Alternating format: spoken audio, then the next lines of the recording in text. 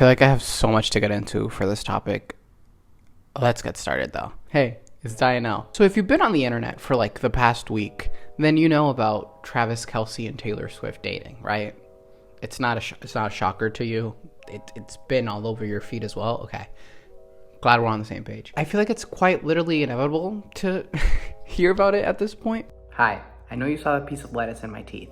Gross. Yeah, I know. We're gonna ignore it for the rest of the video. Cool.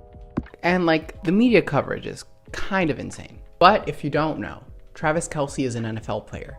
He plays for the Kansas City Chiefs. I don't know. I just learned about football this week because of Taylor Swift, so this is newfound information to me. But apparently months back, he went to an Eras Tour show and he tried to give Taylor Swift his phone number via friendship bracelet. I don't know if someone gave it to her for him or he wasn't able to do it at all, but he couldn't personally give it to her and he was upset about that. But then apparently for the past couple months, they've been talking. They've been hitting it off. Just privately. It was pretty quiet. No one really knew what was going on. That was until Taylor Swift showed up at one of his games at Arrowhead Stadium and she was in the bleachers with his mom. Those two women seemed like they had been best friends their entire lives. They were hitting it off amazingly from what I could see. But something I thought that was interesting, and I don't watch football games often, or I didn't even watch this one, but just from the sheer amount of clips I saw of Taylor, I feel like the camera was on her all of the time.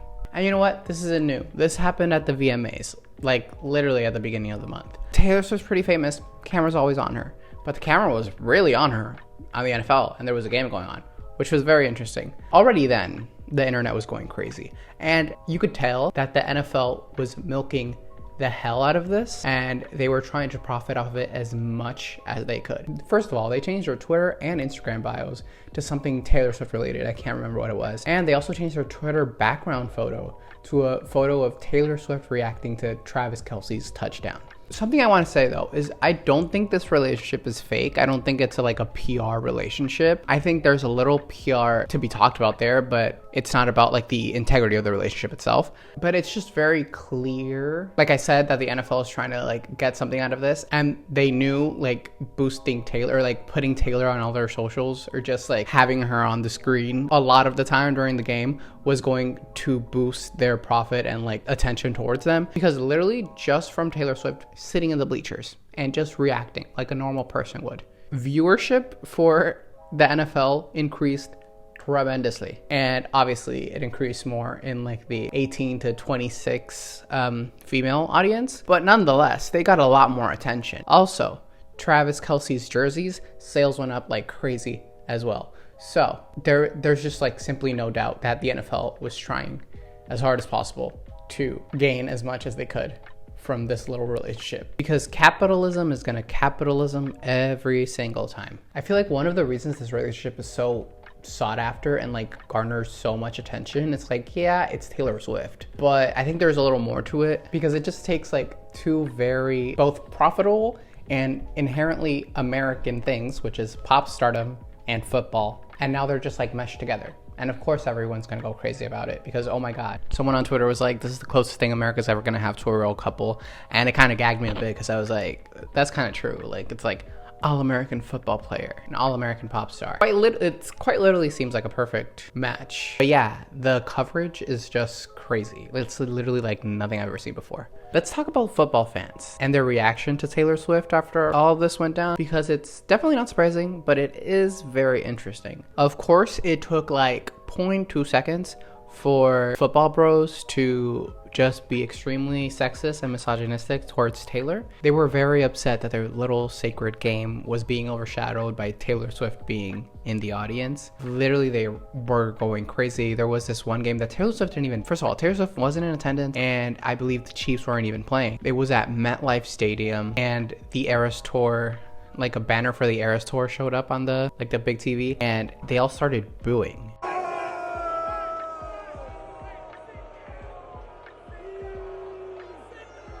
And then just like on like Twitter threads on the NFL site or like NFL page, it's like just vile, misogynistic, disgusting stuff, right? People were saying like this was destroying football, like just dramatic much. And while I don't necessarily disagree that they had those cameras on Taylor Swift like too much, for that game. It's just simply never that serious. Some of them are acting like Taylor Swift set the stadiums up in flames. And I mean, like, she did on the Eras Tour earlier in the year, but like not during the game.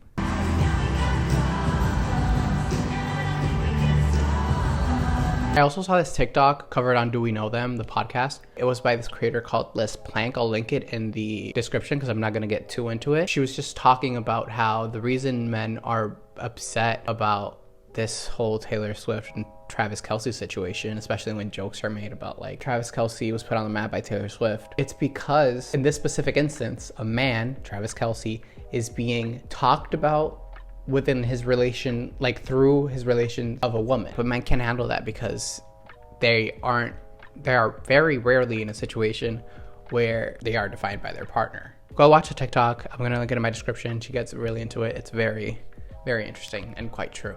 Now let's talk about what I think is going to be a little more controversial just because of how intense Swifties are. And I put this on as like a shield, like I am a Swiftie and I need you to know that I like Taylor Swift before you attack me.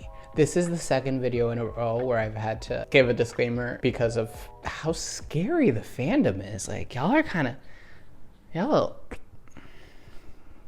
little crazy. Let's talk about the Taylor Swift PR of it all, right? Why would Taylor Swift need PR? She is inarguably like one of the biggest pop stars, if not the biggest. Why does Taylor Swift, one of the most famous people in the world, need PR? She doesn't, but who's to say? Maybe this is PR. I mean, the Eras Tour movie's coming out in like under 2 weeks. 1989 Taylor's version is coming out at the end of the month. Maybe it's even Damage Control for the whole Maddie Healy fiasco that happened last spring. It could very well be those things. That's all speculation, obviously. But Swifties are fighting for their lives and clawing at their skin, trying to defend the fact that Taylor Swift doesn't need PR.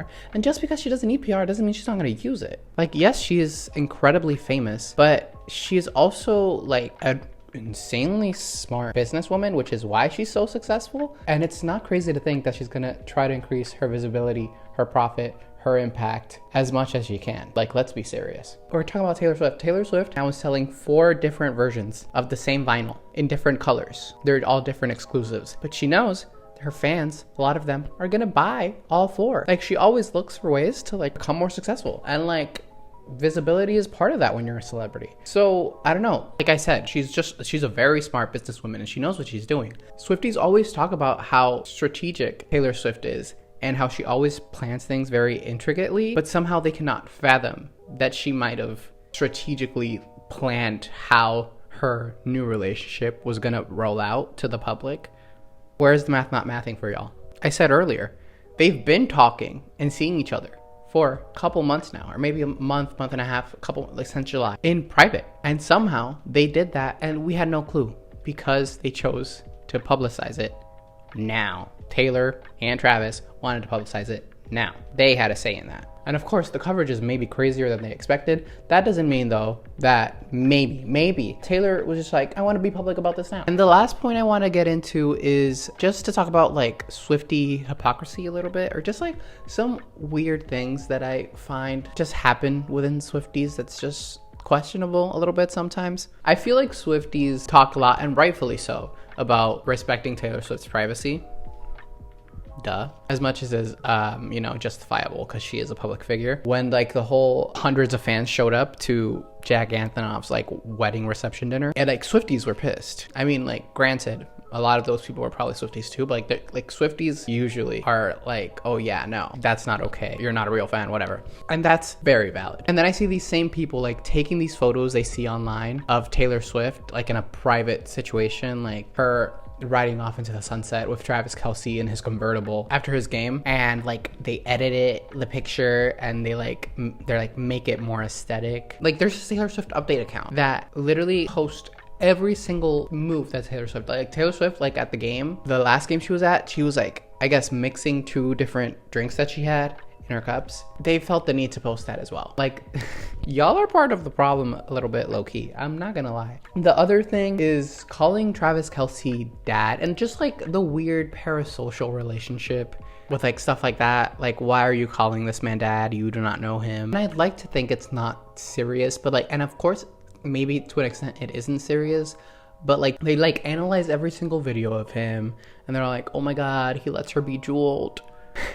I'm kidding about that. That was just a joke from when Maddie Healy, of all people, someone posted about Maddie Healy and was like, oh my god, he stands behind her, he lets her be jeweled. And like it was a picture of Matt Healy with Taylor Swift and Joe Alwyn with Taylor Swift, and it was like the point they were trying to make was that Maddie Healy doesn't take away Taylor's spotlight, and it was like a play on also her song Bejeweled, but it was also like improper grammar. It was whatever. But anyways, it's just like this like deep dive that Swifties are doing and like over analyzing of like clips of Travis and trying to be like, ooh, since when has he liked Taylor? Like how long has he liked Taylor? In a lot of their heads, I feel like it just feels like they're being protective over Taylor and they're like, oh, I don't want to see her get hurt. But the thing is, like, Taylor Swift at the end of the day is a grown woman. I know.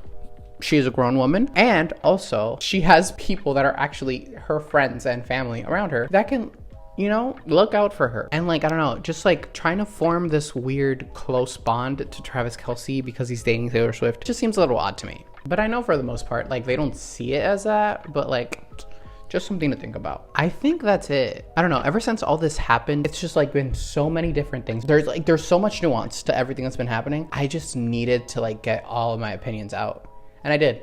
And if you made it to the end of the video and you listened to me talk about Travis Kelce and Taylor Swift for however long I rambled for, thank you. I appreciate you watching. If you like this video, make sure to give it a thumbs up and subscribe if you want to see more of me.